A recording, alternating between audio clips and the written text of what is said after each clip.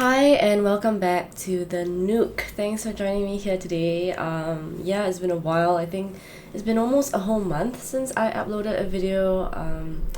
Yeah, not surprising because so many things have happened. Again, I keep saying that things are happening. Of course, things always happen in people's lives. And yeah, making videos has just not been on the top of my priority list. So for those of you who have still been supporting me in different ways on my channel and my content, thank you so much.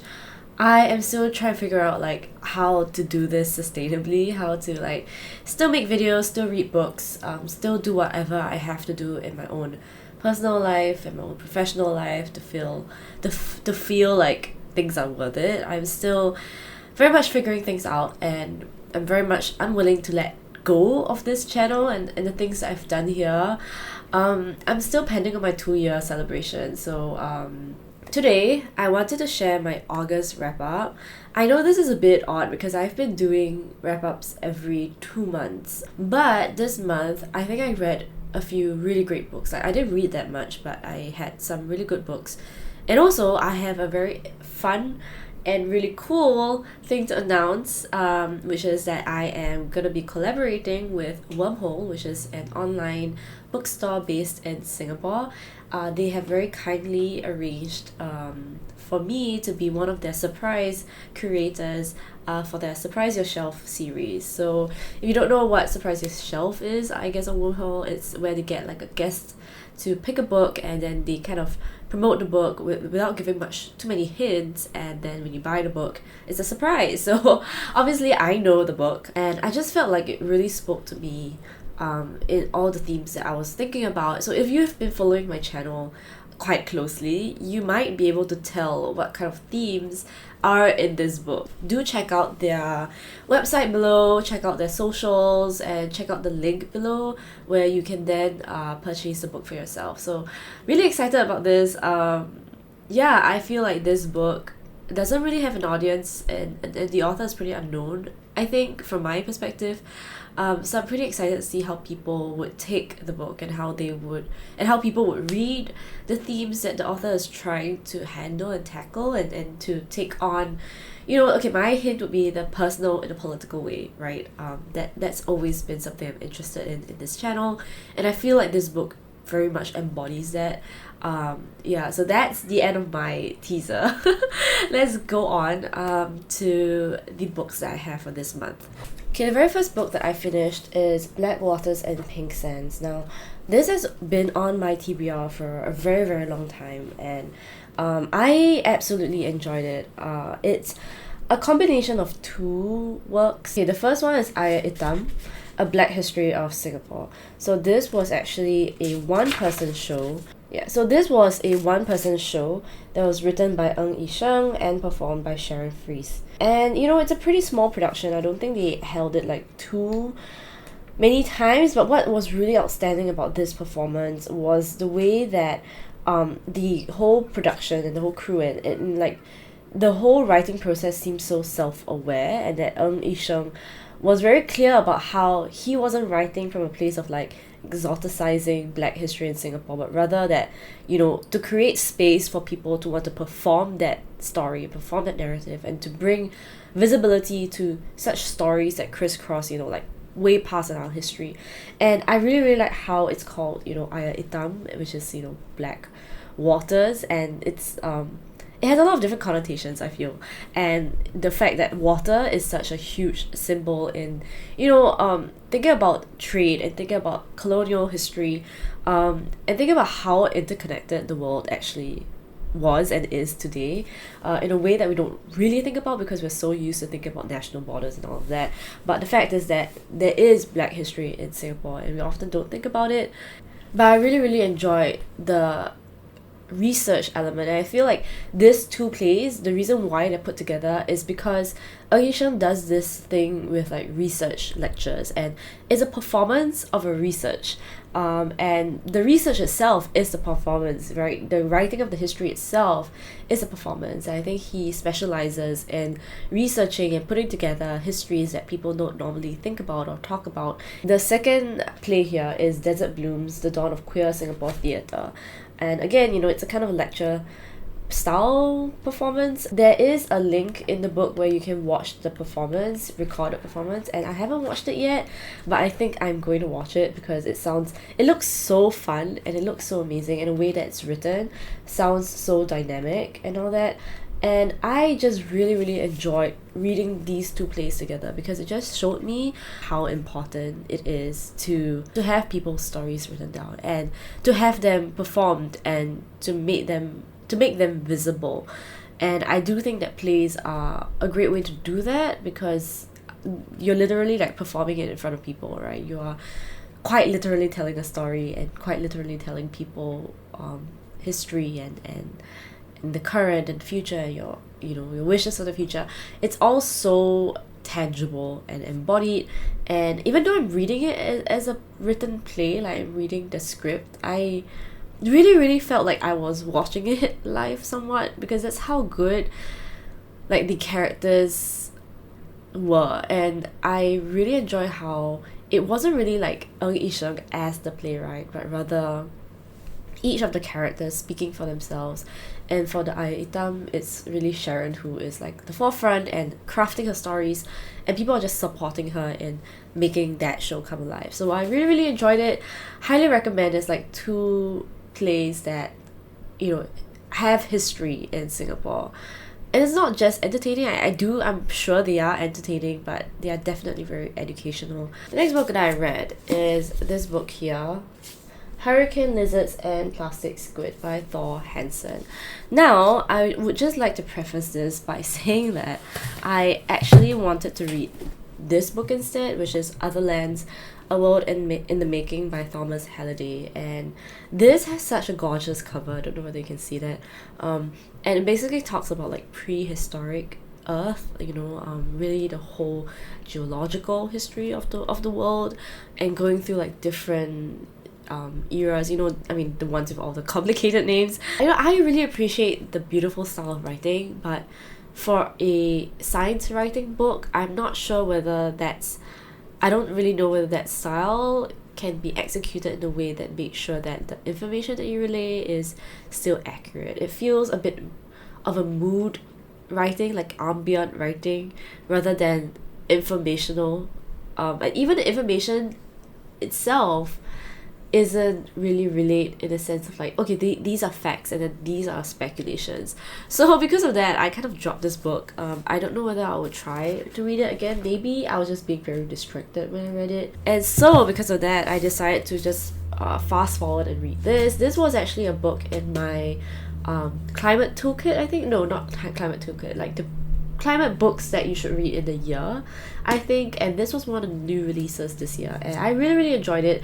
Thor Hanson made quite a name for himself for being featured in a few like viral videos explaining different scientific terms, etc., biological terms especially. I really enjoyed reading this. This was definitely a lot easier to read than Otherlands. It's really talking about the ways that different animals have adapted, or different living things, sort of plants and animals and insects or whatever, how they have adapted to a rapidly changing climate. And that's really such an important thing to think about, because I think it really tries to address a lot of the gaps of knowledge in what we think about climate change adaptation. There are different phenomena that Thor Hanson kind of explains, which is a strong selective pressure by rapidly changing environment. So that could lead to and a certain species that have increased plasticity. So that's defined as how adaptable like a species is in changing certain phenotypes of their species, like within a very short period of time, so maybe within a few generations. And one example is squid. I forgot the exact species of squid, but there's a type of squid that was able to really reduce their sizes to much smaller squid. And then a lot of fishermen would actually mistake these much smaller squid for juvenile squid, and then they won't actually catch them. So that's one example. Okay, there's this one term called refugium, and it's based on the root word of refuge, and it's about how there are certain spots in the environment that are kept just is, and because of very specific circumstances, the temperature doesn't really vary as much. When you think about climate change, you kind of think of like everything being affected a lot, but the fact is that things are affected to varying degrees, and it's just whole chaos right now and whole disorder right now, and different species are taking advantage of different things, but also it really depends. Like, you know, there are some species that scientists thought wouldn't do very well, but then now they fare very well because there is some kind of ecological circumstance that allowed this species to thrive, which biologists did not consider before. So a lot of things, when we study the climate, we study the world, there are a lot of hypotheses that we might hold, but actually we never really know until, you know, nature itself just takes it on. And sometimes we just have to be quite open to that, I think. And there's the mentality that Thor Hanson kind of ends with. And I really enjoyed reading this book when thinking about the climate crisis, because it's true, like, again, we don't know everything about the climate crisis. Again, the world will continue, the earth will continue, animals, different species, different living beings, they will continue, right? And what is our role as humans in this world today? First, of course, is to stop whatever the heck we're doing with all these massive pollutions and this massive fossil fuel consumption, just massive consumption in general. But what do we do in our own ecological spaces? Like, what do we do in these ecologies? Generally, in the climate crisis, we just see a lot of natural disasters where we don't see how that really impacts ecologies and really impacts the life around us as much. So I'm really glad that Thor Hanson wrote this book with a very optimistic slant. Like, of course, we are losing still a lot of species, but we are also seeing a lot of them thrive in a lot of ways that we never considered. So that was a really good read for me. So I really enjoyed this. Next book I read is like is a book I didn't finish. So Kappa Quartet by Daryl, Qilin, Yang. Yeah, so this is a local book, like a local writer, Singlit sort of, but it's based in Japan. So it's kind of like inspired by, I think, Daryl's experience living in Japan and wanting to sort of be in that mood of Japan and to take on some inspiration from some of the contemporary Japanese literature. I mean, that's what I felt, at least when I was reading this book. It really felt a little bit like trying to be like that Japanese contemporary style of like this deadpanness. But unfortunately, I couldn't really get into it. I think halfway through, it was very confusing. The different characters didn't really stand out to me. I was very lost as to like the direction of the story. I didn't really know what's going on, because it's not just like an ambient thing. I understand if some books are just ambient, but it wasn't. Like, it quite clearly was writing as though like there is a very obvious plot going on, but I was not aware of the plot at all when I was reading it. So unfortunately, I decided to drop it. I didn't really feel like it did anything for me. But then I realized that I actually have another book by him, and I decided to give this a try instead of the other book. And you know what? I enjoyed this so much better. And that just showed me that, you know, when you read a particular author, sometimes you just gotta read the different works that the author has made, because, you know, one work is not indicative of their entire, you know, collection of works, right? So this was written a bit later. I think this was longlisted for a prize in 2015, whereas this was published in 2021, and I think Daryl probably did some promotions for it in 2022. I really like this so much more. It is so-called a novella, so it's much shorter than a novel, and it's based on this like short 4-minute period where snow fell in Singapore, and it's following different characters leading up to that moment where snow falls in Singapore. And I thought that was such a great premise, because again, like, I am a huge fan of, you know, the environment being a very active agent in the story. So the snow falling is something that happens that's abnormal and affects all these characters across all their worlds. And I guess to me, I do have a little bit of like a cli-fi reading of this, because you see again how the environment ties everyone together, and that the environment affects everyone, you know, similarly yet in very different ways, and each character takes this snow falling to mean very different things. And I enjoyed the way that the characters of, you know, had this weaving into each other in a way that was sometimes predictable but still enjoyable nonetheless. I mean, of course, I felt like some of the connections were quite, like, obviously put there, like, quite contrived, but I still enjoyed it nonetheless. It felt like a very tight, sort of quick, you know, immersion of a supernatural or surreal moment. And I think the surreal part was captured really well. Like, I could see an evolution of like trying to capture this mundane everyday thing that felt very surreal from this novel, and I could see that very well done in this novella. So even though each character had a really short story each, like that they're like maybe only 5 to 6 pages per character, you could sort of already imagine what the character was doing before and after those 6-7 pages, which is great. I mean, I really enjoyed that. So I am glad that I read this, because I had this book for like quite a long time, but I just didn't read it because I never had the chance or like the reminder to read it. So I'm really glad that I did now.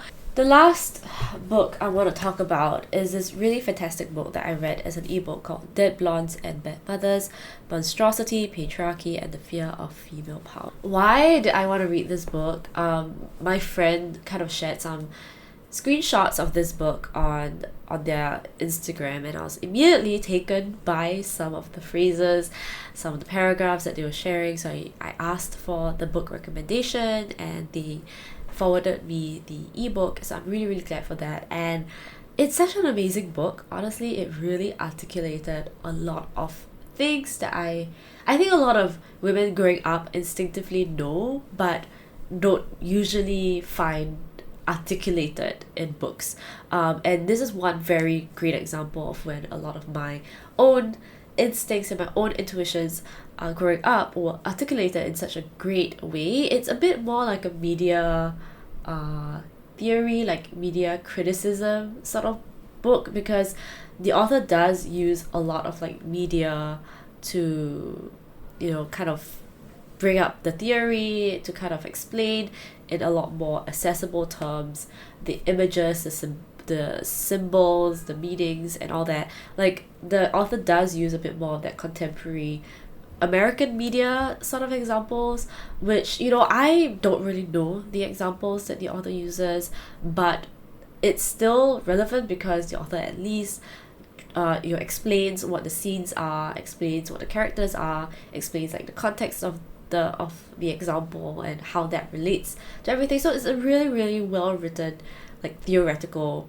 piece that also feels very relevant because it's written in such accessible language, and that's so important. Again, like, theory is great, but only when it makes sense more in like an everyday way. Like, you can have the most bombastic words and it doesn't matter, right? So I really enjoyed this book, and I wanted to bring up this book as well, called Women Who Run With the Wolves, Contacting the Power of the Wild Woman. And it has very similar themes, but I felt like this was kind of more like a grandma telling you like bedtime stories, whereas the one by Sady Doyle was definitely like a very smart classmate that you would have in university, who basically breaks down every single show that you watch on Netflix and tells you exactly why the tropes work the way they do. So I feel like that's the difference in the tone and the language. But I really liked the book by Sady Doyle because it kind of unpacks the same kind of mythologies, the same kind of like fears around women, as much as, you know, this book does, the Wolves book. It also talks about mythologies, and, you know, this got me thinking, like, this is a new thread that I'm now experiencing also with reading Betraying Big Brother, to think about mythologies and to think about narratives around female power, narratives around like you know, the stigma or the kind of fear of of women. I feel like that extends to a lot of different things. I mean, I think a lot of discrimination, a lot of fear, a lot of that kind of suppression comes from that unknown, comes from the fact that, you know, the stereotypical patriarchal figure who is normally racialized also is unable to comprehend and therefore decides to suppress and repress and all that. Okay, this video is getting so long. Yeah, I just wanted to share a few poetry books that I also found, that I also have been sort of picking at. This one called Dear Jenny, We Are All Fine by Jenny Zhang. I was at a dance party. It was like 2 a.m. My friend was dancing on the dance floor and I was like feeling introverted, and somehow there was someone that was selling books at the corner. It's ridiculous, but I love it, and I was just browsing the books and I felt so much more energized because by then my social battery was out. I think it's about the immigrant narrative story, like it's an immigrant queer story, and it's very, very queer in a lot of ways, and so much of it's also about, you know, diaspora, being called racial slurs, and it reminds me very much of Soft Science by Freddie Choi, which I also have on my desk. Very similar vibes, that kind of very, very confessional poetry in a way that's like, you know, listen to me, look at me, this is who I am, this is me taking up space. I feel like with poetry books, I never really finish them. It's like I just read a few and I leave it there, and I read a few and I leave it there. Yeah, and then the next book I have here is From Walden to Woodlands, an anthology of nature poems, and this is written by Singaporean like poets. I mean, people based in Singapore, not necessarily Singaporean, and it's an interfaith initiative. So it's really, really interesting because I feel like there's this whole thread of faith and spirituality and nature and Singapore and, you know, the ecology and the climate crisis. I feel like there's this whole like jumbled up thread of ideas that I haven't really explored. I did talk about it previously on like a few of my older videos on the climate and how I felt like spirituality was really needed in facing the climate crisis, but I never really pursued it further. So I was really, really happy when I found this entire like anthology of poems. The last book that I have here is Off the Florids by Shawn Hoo. So this Shawn Hoo is a friend of mine, so disclaimer here, I might be biased, but you know, I am subjective on this channel. That's the reason why you watch my channel, right? I do have certain preferences, I do have certain agendas, and one of my agendas is definitely to promote more singlet in Singapore. And Shawn Hoo is a poet, and I've always enjoyed his poetry. I feel like they are so smartly written, like so clever in the wordplay, and I always find that there is a lot of like Easter eggs, or I guess things that you have to look for again. And so this particular compilation of poems is really inspired by the natural history of Singapore, which is great as well because it talks about, you know, our colonial history, our colonial past. It talks about the act of naming things, the act of the complexity of language, the politics of language. This kind of reminds me a little bit of the Orchid Folios by Mok Zining. That's also a really good that's also a really good poetry collection that I really, really enjoyed. It talks about, you know, again, colonial past of history, natural history, but also the aesthetics of Singapore, the aesthetics of what it means to be a, you know, a very well manicured garden city. I feel like that would be another recommendation from me. But these are the poetry books that I have. Okay, wait, I have just so many books. I don't know why I have so many books, but these two very hefty books, I just feel like I want to mention them because I haven't had the chance to mention them in the past few months. The first one is Common Technocracy, Energy Regimes in Modern East Asia by Victor Seow. This book was really, really kindly sent to me by Victor Seow himself, and I apologize for not having the time to read this because, yeah, there's just so many things that I want to read. But I have been thinking about industrial history a lot recently. I feel like, again, with the climate crisis, there's so many things you have to consider, and I think one of the major blocks in proceeding with like green energy is really thinking about how much of our society has been organized around industry, right? Like it's organized around like this factory notion. Even our schooling is wrapped around that. The fact that we haven't really considered how it's like to really rethink the way that we consume energy. There's a lot of people, like a whole lot more than people that just live in cities and just type emails out all day. There is a lot of people that still rely on these structures to build community, to build a society, right? To build their whatever is around them. And I was thinking about that as well when I got this book, Theatres of Memory, Industrial Heritage of 20th Century Singapore. And also, if you're like a economics nerd of Singapore, you would know that the early economic development of Singapore was very heavily dependent on manufacturing, and only recently has Singapore sort of transitioned to the whole knowledge economy thing. And still a huge part of Singapore's economy is dependent on oil refinery and trade, so a lot of it is still very industry based, still very logistics based. And I thought this was really interesting to think about how society and community was organized around this whole entire idea of industry, right? The Jurong Island, for example, how people have been employees of these companies, right? We have to think of it as like people are involved in these things. It's not just like one big nasty corporate boss, right? There are all these workers who have been involved in shaping the industry as well. So I am really excited to want to read these two books. I haven't had the time. Maybe now is a really good time to read these books and to go into like a different path to think about industrial history. If y'all have any recommendations for things like this, I'm really glad that I have one on Singapore and then one on East Asia. That is a lot more contextual, but if you have any other recommendations for like the world or like Southeast Asia, do let me know. It's also South Asia as well. I think there is a lot to learn in this field. That's the end of my books. Finally, I think I have been talking way too much again. I only have one podcast recommendation again today, and that is the T for Two podcast. I don't know whether I ever shared this podcast before. I think I have, but it's such a fantastic podcast. I think they kind of went on hiatus a while because someone reported that their content was not appropriate, because one of them is a school teacher here in Singapore. But very fortunately, they are back, and they just did a episode on the recent repeal of 377A, and although that is a great historic moment in Singapore's history, I think this podcast episode really articulated a lot of the reasons, like the feelings why it didn't feel so right. Like it felt a bit underhanded in a lot of ways, and this podcast episode really helped to articulate that.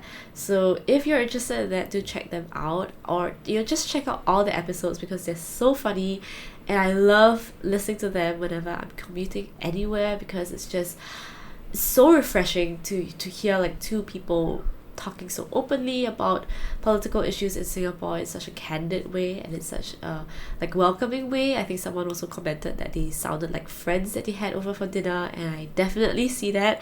So that is my podcast recommendation.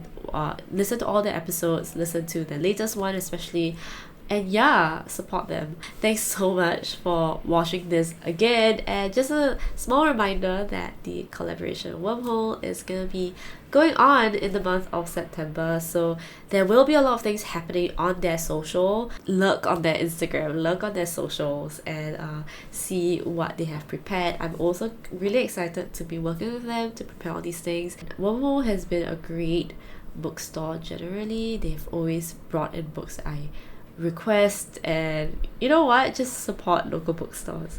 Yeah, thanks so much for watching this video. Thanks so much for supporting my channel through all these years. I can't believe I can say years now. It's incredible. And all these books, so excited to always bring them to you, and I'm always very impressed by the fact that I can read this many books in a month when I obviously feel like I have no time to read. So honestly quite impressed by myself. Thanks again to you all, and I'll catch you in the next video. Yes. Bye.